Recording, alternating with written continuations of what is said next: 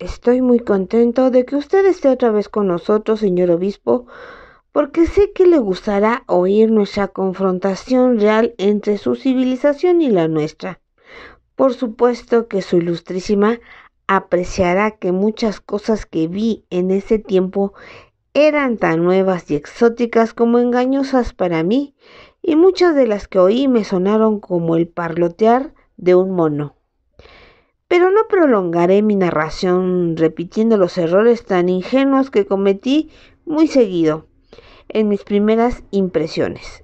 No hablaré tontamente diciendo, como lo hicieron nuestros primeros observadores, que los soldados españoles tenían 4 patas de animal. Contaré las cosas tal como las vi tiempo después, cuando comprendí claramente de qué se trataba.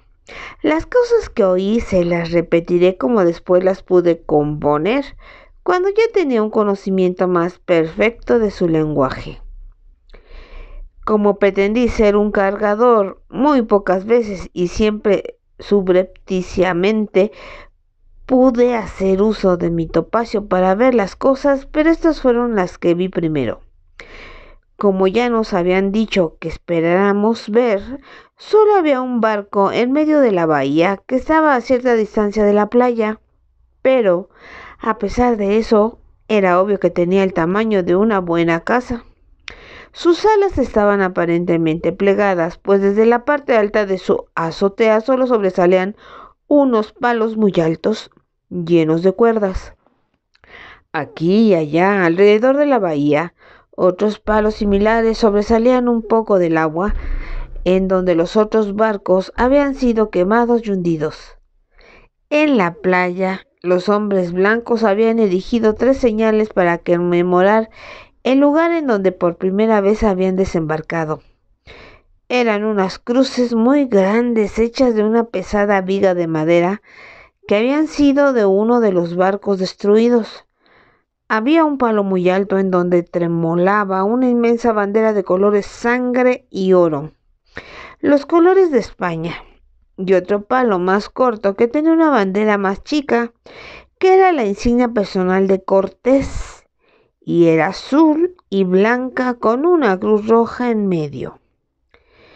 El lugar en donde abundan las cosas bellas, que los hombres blancos habían llamado Villarrica de la Vera Cruz, se había convertido rápidamente en una aldea.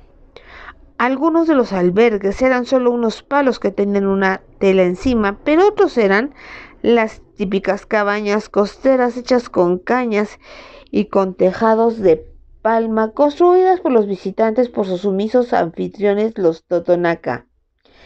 Pero ese día no había muchos hombres blancos por allí, ni sus animales, ni sus trabajadores Totonaca, pues nos dijeron que la mayoría de ellos estaban trabajando en un lugar más al norte, en donde Cortés había decretado que se construyera lo que sería permanentemente la Villa Rica de la Vera Cruz, con casas sólidas de madera, piedra y adobe.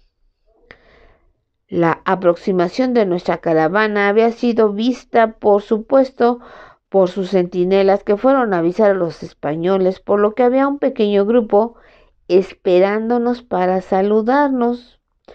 Nuestra caravana se detuvo a respetable distancia y nuestros 4 señores, tal como yo les había recomendado en privado, encendieron unos incenciarios con copal y empezaron a balancearlo sobre sus cadenas, haciendo espirales de humo azul en el aire que estaba alrededor de ellos.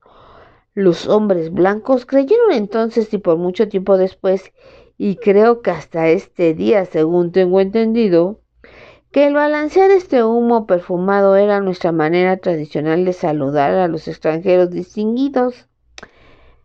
Era solo para tratar de poner un velo defensivo contra el hedor intolerable de esos extranjeros que jamás se bañaban.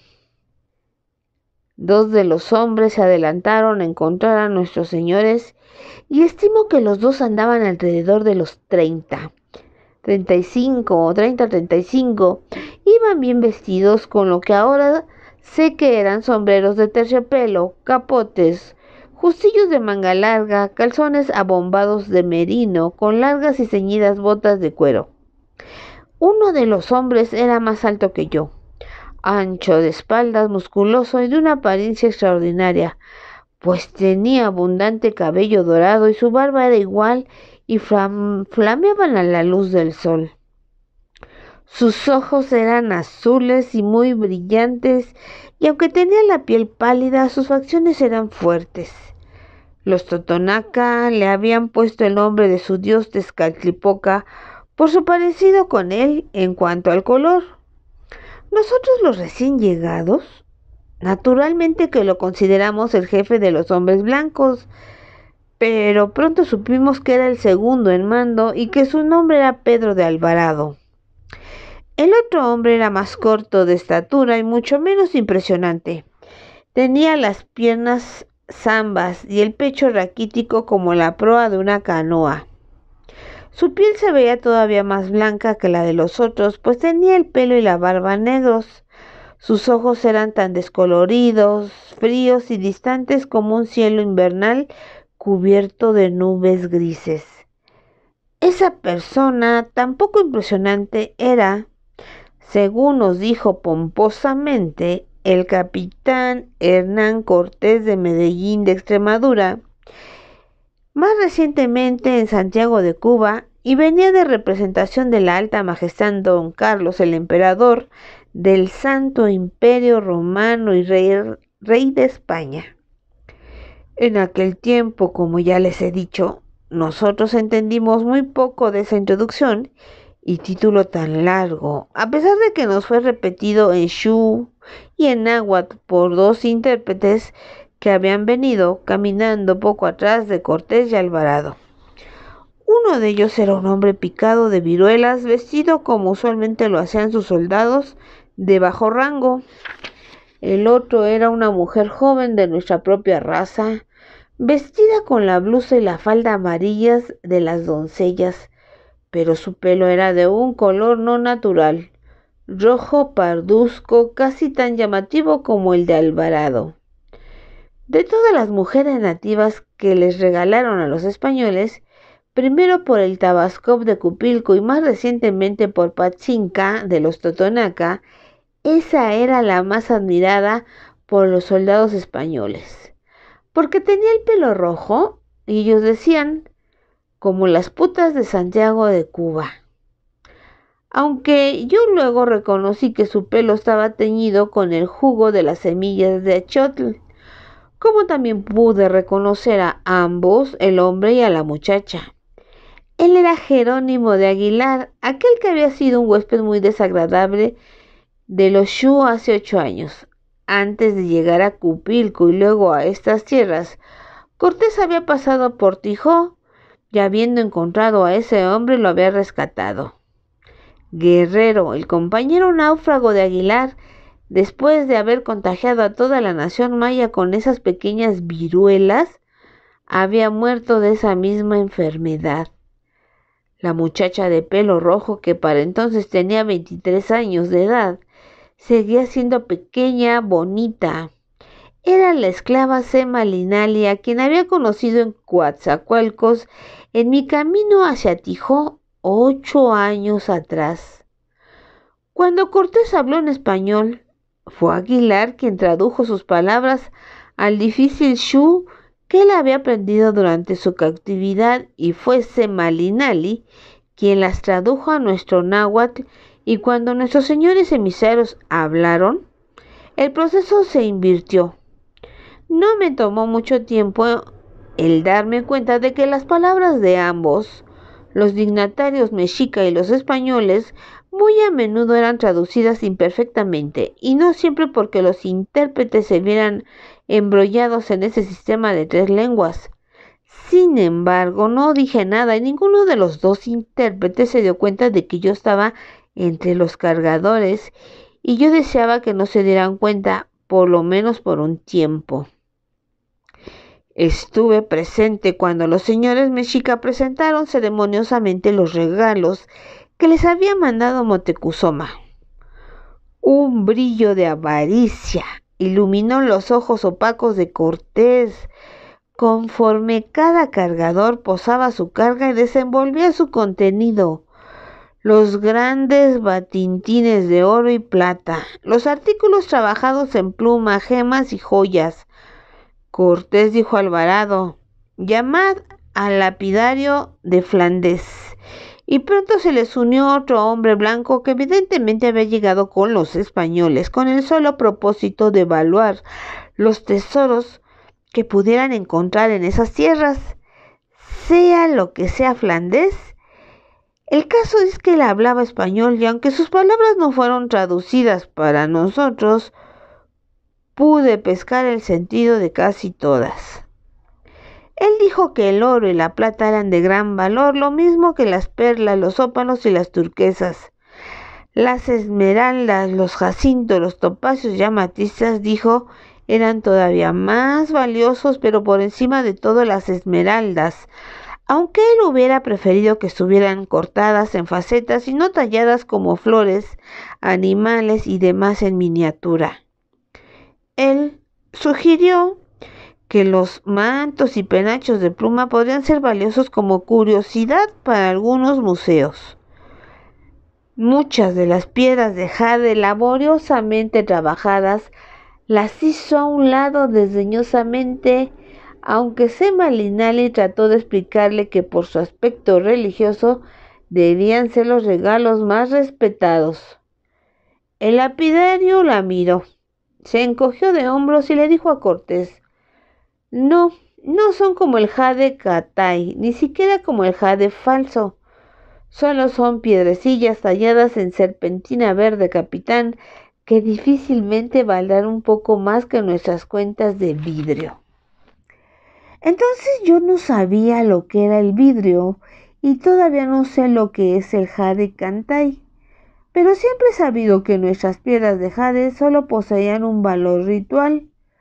Por supuesto que hoy en día ni siquiera valen eso. Ahora son cosas con las que pueden jugar los niños y pueden chupar los infantes. Pero en aquel entonces todavía significaban algo para nosotros y yo estaba muy enojado por la forma en que los hombres blancos habían recibido nuestros regalos, poniéndole precio a todo como si nosotros solo fuéramos unos mercaderes importunos tratando de vender una mercancía falsa.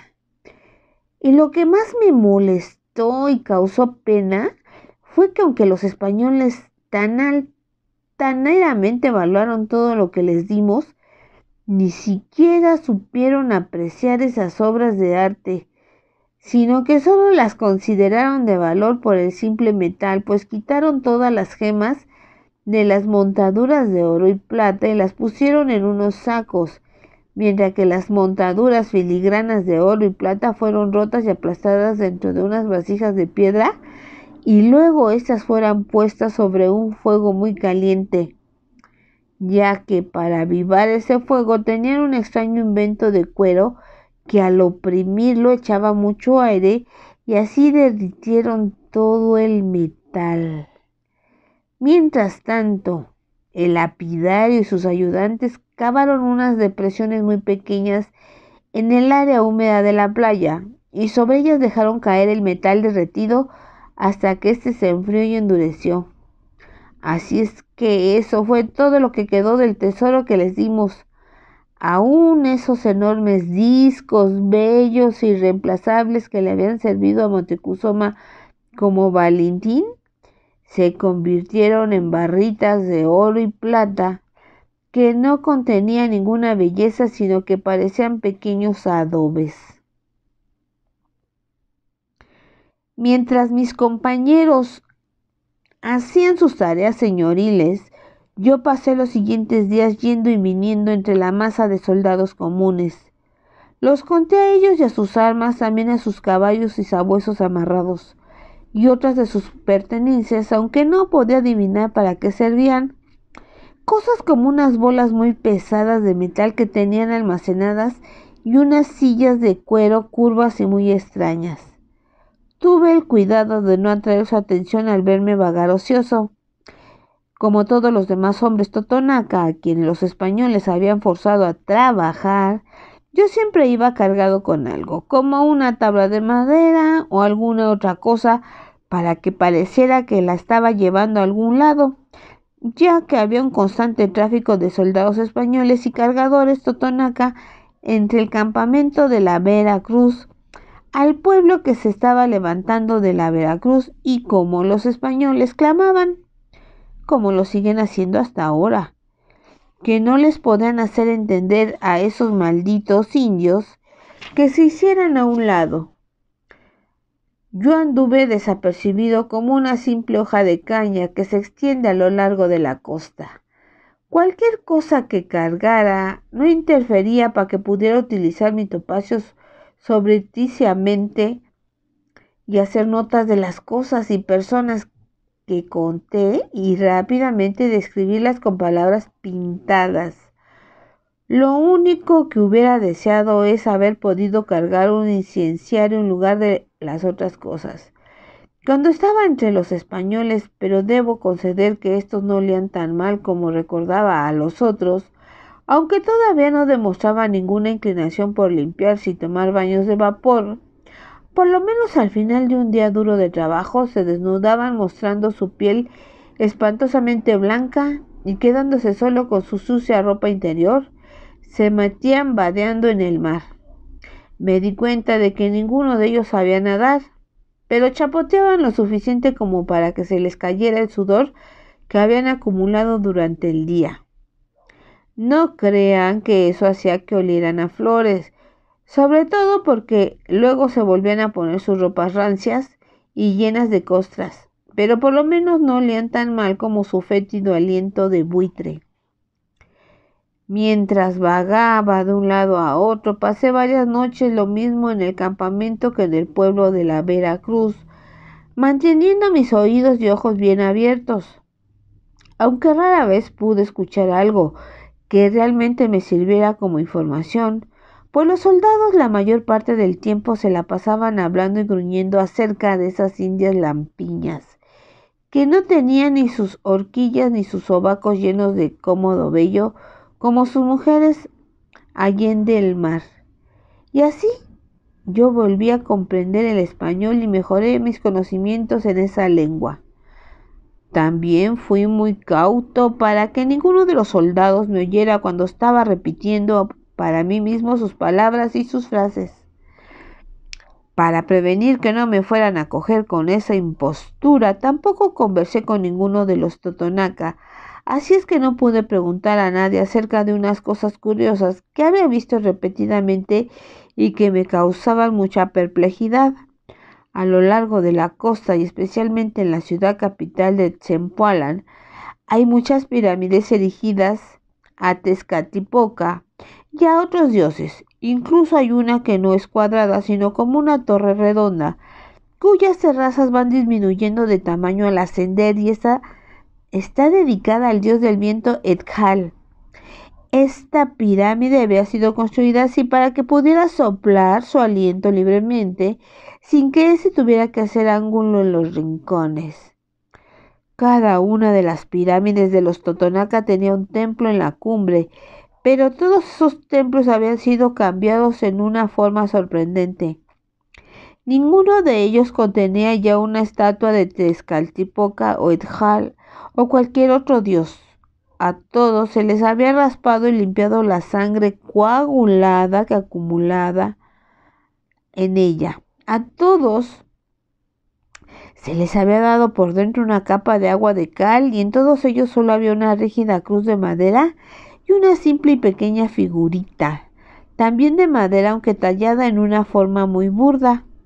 Representaba a una mujer joven con su mano derecha levantada en un vago gesto admiratorio.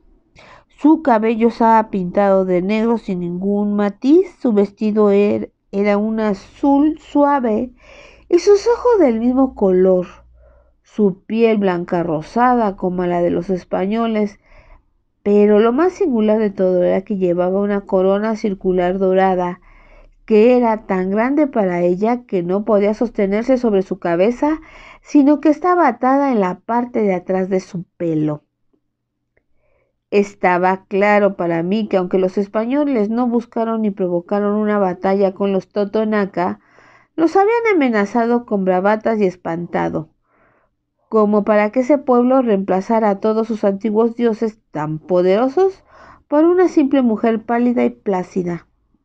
Pensé que era la diosa de Nuestra Señora, de quien había oído hablar, pero no podía comprender que habían visto los Totonaca en ella que fuera superior a los antiguos dioses. En verdad, se veía tan insípida que seguía sin comprender qué atributos de diosa le habían visto para venerarla, incluyendo los españoles.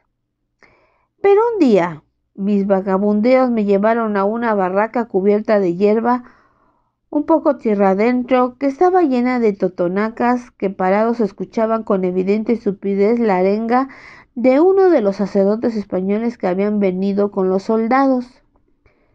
Esos sacerdotes, como ya les he hecho notar, no se veían tan extranjeros y fuera de lo común como los soldados. Solo el corte de sus cabellos era diferente, porque por un lado sus vestiduras negras se parecían mucho a las de nuestros sacerdotes y olían casi como ellos también. Y el que estaba sermoneando allí reunido lo hacía con la ayuda de dos intérpretes, Aguilar y Semalinali, que evidentemente tomaba prestados cuando Cortés no los necesitaba. Los Totonaca parecían escuchar petrificados su discurso, aunque yo sabía que no podrían entender más que 2 palabras de cada 10 que tradujera Semalinali al náhuatl. El sacerdote explicaba, entre otras muchas cosas, que Nuestra Señora no era exactamente una diosa, que ella había sido una mujer humana a quien llamaban la Virgen María, porque de alguna manera había quedado virgen, aunque había sido copulada por el Espíritu Santo del Señor Dios, quien era un Dios, y ella había dado a luz al Señor Jesucristo, quien era el Hijo de Dios, y que podía andar por este mundo con forma humana. Bien. Nada, eso era difícil de comprender, ya que nuestra propia religión tenía muchos dioses, quienes habían copulado con mujeres humanas y muchas diosas que habían sido excesivamente promiscuas con ambos, dioses y hombres, quienes prolificaron muchos niños diosesitos, mientras que de alguna manera mantuvieron sin mancha su reputación y su apelativo de virgen. Por favor, su ilustrísima, estoy contando cómo veía yo esas cosas cuando mi mente todavía no había sido instruida en ellas. También estuve atento a la explicación del sacerdote sobre el acto del bautismo, del que decía que todos nosotros podríamos en ese mismo día participar, aunque normalmente se imponía a los niños recién nacidos. Una inmersión de agua que nos obligaría por siempre a adorar y servir al Señor Dios a cambio de todas sus bondades que recibiríamos durante toda nuestra vida y en el mundo del más allá.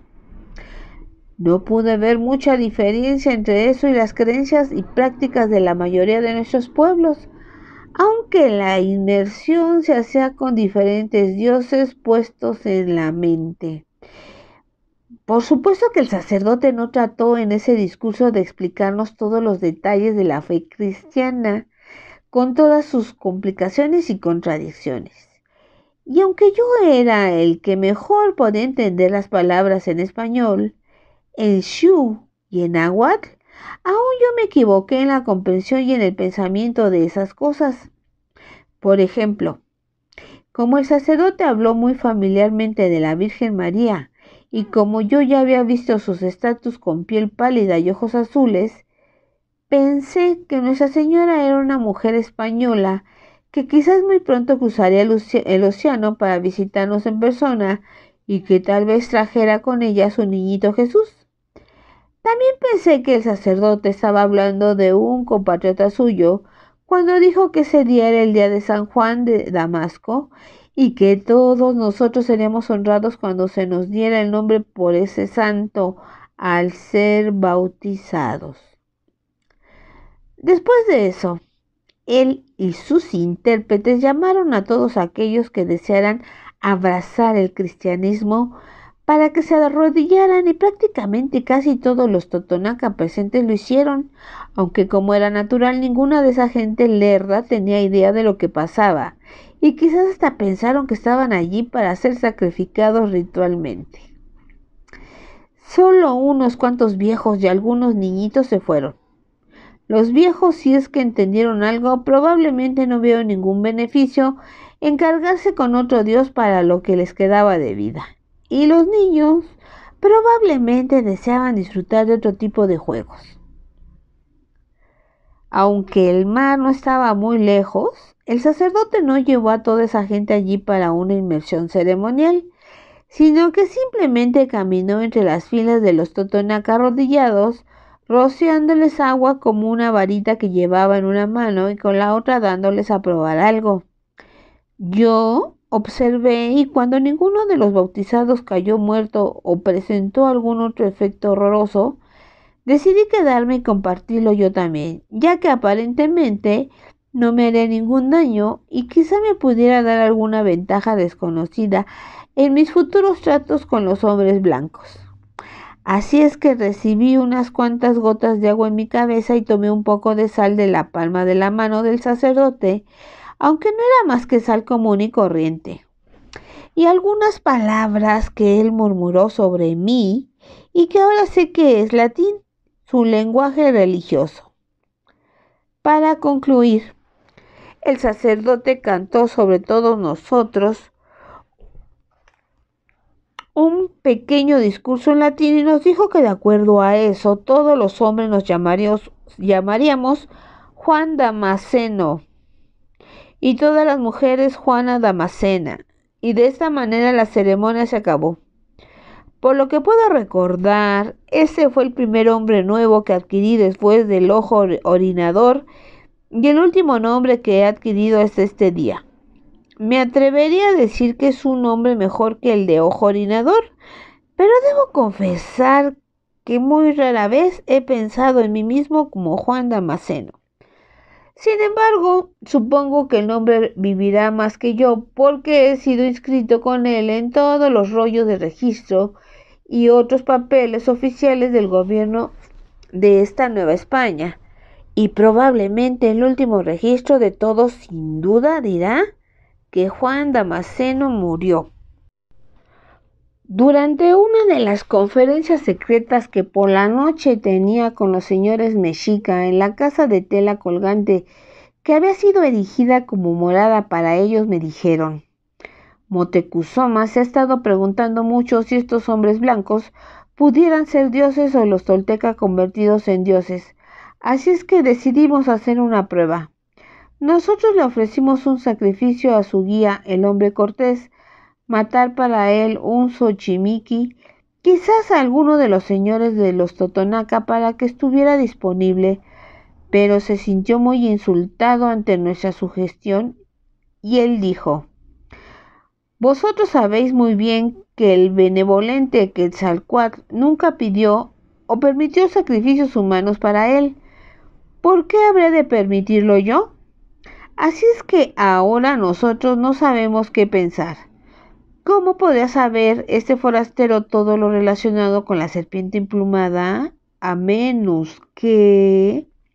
Yo les dije, la muchacha Sema Linale le pudo haber contado todas las leyendas sobre Quetzalcóatl. Después de todo, ella nació en algún lugar de esta costa, desde donde Quetzalcóatl se fue.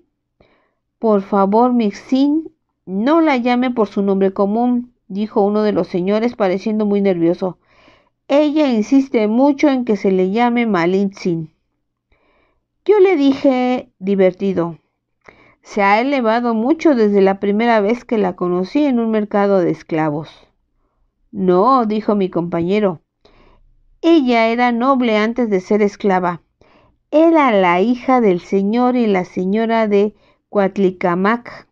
Cuando su padre murió y su madre se volvió a casar, su nuevo marido celosa y traicioneramente la vendió como esclava.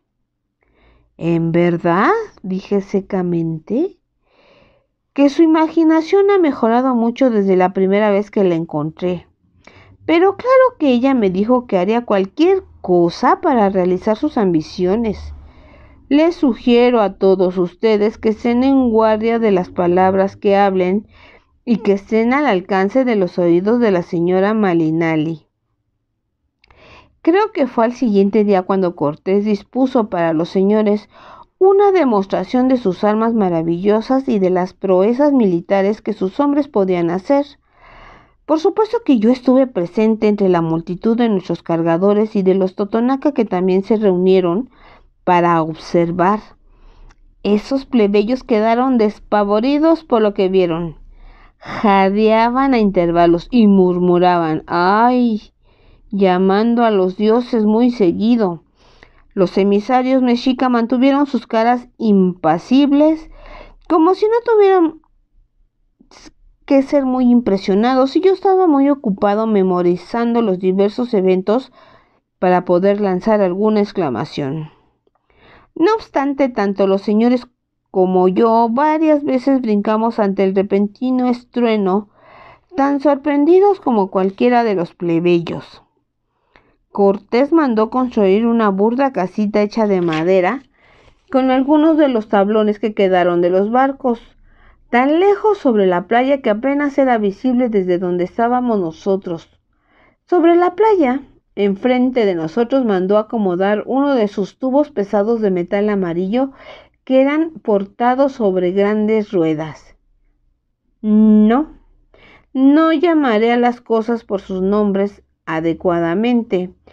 Ese tubo con ruedas altas era un cañón de bronce que fue apuntado hacia la distante casa de madera. 10 o 12 soldados cabalgaban formando una hilera sobre la húmeda y dura arena entre el cañón y la línea de la playa. Los caballos llevaban esas sillas de cuero que antes no había comprendido para qué servían. Eran sillas de montar con todos sus aditamentos, bridas para guiar a los animales, faldas de un material acoginado muy parecido al de nuestras armaduras para pelear. Otros hombres se quedaron a un lado de los caballos, con esos sabuesos gigantes que tiraban de las correas de cuero con que los detenían. Todos los soldados vestían su traje de batalla completo, que los hacía verse muy aguerridos, con esos yelmos de acero brillando sobre sus cabezas y esos corceles de acero brillando sobre sus justillos de cuero. Llevaban sus espadas envainadas en sus costados, pero cuando montaban sus cabalguras llevaban en sus manos unas armas largas muy parecidas a las nuestras, a las lanzas, excepto que sus hojas de acero, además de ser muy puntiagudas, estaban hechas de tal manera que podían desviar los golpes de cualquier enemigo mientras cabalgaban. Cortés sonrió a sus guerreros, sintiéndose orgulloso de ellos cuando tomaron sus posiciones. A cada lado de él estaban sus intérpretes y Malinali también sonreía con un dejo de superioridad medio aburrida por haber visto ya antes esa representación. Por medio de ella y de Aguilar, Cortés dijo a nuestros señores mexica: a vuestros ejércitos les encantan los tambores. Yo los he escuchado. ¿Os gustaría que empezáramos el espectáculo con el retumbido de un tambor? Antes de que nadie pudiera contestar, él gritó: ¡por Santiago! ¡Ahora! Los 3 soldados que estaban a cargo del cañón hicieron algo para encender una llama en la parte de atrás del tubo y se oyó un retumbido tan fuerte como jamás lo habrían podido hacer nuestros tambores, que rompían el corazón. El cañón de bronce saltó y yo también, y de su boca salió un humo de colores de las nubes en tormenta, y su estruendo fue como el de Tlaloc, y arrojó una luz más brillante que cualquiera de los tenedores de luz de los Tlacoque. Después, para mi gran sorpresa, vi un objeto pequeño que iba muy rápido y muy lejos, volando a través del aire. Era, por supuesto, la bola de hierro fundido que cayó sobre la casa de madera, haciéndola añicos. El repentino retumbar del cañón se vio prolongado, como frecuentemente lo hace Tlaloc, por un estruendo más pequeño. Era el sonido que hacían las cerraduras de los caballos al patear la arena dura, pues sus jinetes habían tirado de sus bridas para lanzarlos a un galope furioso en el momento en que el cañón iba vomitando. Fueron corriendo a lo largo de la costa, lado a lado, tan rápido como un venado sin astas, y los grandes perros que había soltado al mismo tiempo fácilmente mantenían el paso. Los jinetes llegaron hasta donde estaban las ruinas de la casa y podíamos ver a lo lejos el relampaguear de sus lanzas cuando pretendían matar a cualquier superviviente. Luego hicieron en sus monturas para que se dieran la vuelta y regresaron galopando hacia nosotros otra vez. Los perros no los siguieron inmediatamente y a pesar de que mis oídos seguían zumbando, podía oír en la distancia a los sabuesos haciendo ruidos voraces y pensé que también había escuchado gritos de hombres. Cuando los perros regresaron, las fieras quijadas chorreaban sangre. Pudiera ser que algunos de los Totonaca hubiesen escogido ese lugar cerca de aquella casa para observar los ejercicios, o que Cortés deliberada e insensiblemente se las arregló para que ellos estuvieran allí. Mientras tanto, los jinetes que se aproximaban ya no aguardaban su formación en una línea al frente, sino que se movían a sus caballos de arriba a abajo, entrecruzándose unos a otros, formando intrincados movimientos y diseños que se cruzaban para demostrarnos el perfecto control que podían mantener aún galopando en esa forma tan temeraria. También el hombrón aquel de barba roja, Alvarado, nos dio una representación personal mucho más temeraria. A todo galope, se descolgó de una silla de montar y sosteniéndose de ella con una sola mano, corrió a un lado de su animal que parecía un relámpago, conservando con facilidad su mismo paso, y entonces, sin detener su galope, saltó por la parte de atrás de su caballo para caer sobre la silla de montar. Eso hubiera sido una hazaña admirable de agilidad hasta para los pies veloces de los Rarámuri, pero Alvarado lo hizo llevando puesto su traje de acero y cuero, así es que eso pesaba tanto como lo que él hizo. Los jinetes terminaron de mostrar cómo galopaban y la seguridad con que podían manejar a sus grandes animales. Un número de soldados se desplegaron sobre la playa. Algunos llevaban arcabuces y otros unos arcos pequeños montados sobre una caja pesada de madera que se acomodaban contra el hombro. Algunos trabajadores Totonaca pusieron unos adobes a una buena distancia a tiro de flecha enfrente de los soldados. Entonces los hombres blancos se arrodillaron alternativamente para disparar sus arcos y arcabuces. La destreza de los arqueros era encomiable, acertando quizás a 2 de 5 adobes, pero no eran muy rápidos con sus armas. Después de haber arrojado una flecha que no podían volver la cuerda del arco a su lugar con rapidez, sino que tenían que estirarla a lo largo de la caja hasta uno de los extremos donde estaba una pequeña pieza que la fijaba. Los arcabuces eran unas armas formidables. Solo el ruido que hacían, la nube de humo y las llamas que despedían eran suficientes como para acobardar a cualquier enemigo que las tuviera enfrente por primera vez. Pero estas despedían más que miedo, lanzaban unas pequeñas bolitas de metal que volaban tan rápido y que eran invisibles. Las pequeñas flechas de las ballestas simplemente golpeaban los adobes, pero las bolitas de metal de los arcabuces chocaban tan fuerte que los adobes volaban en pedazos. No obstante, yo me di cuenta de que esas bolitas no volaban más lejos de lo que podrían hacerlo nuestras flechas, y un hombre que lo manejara tardaba tanto en volverlo a cargar que en ese tiempo nuestros guerreros podían haber lanzado 6 o 7 flechas.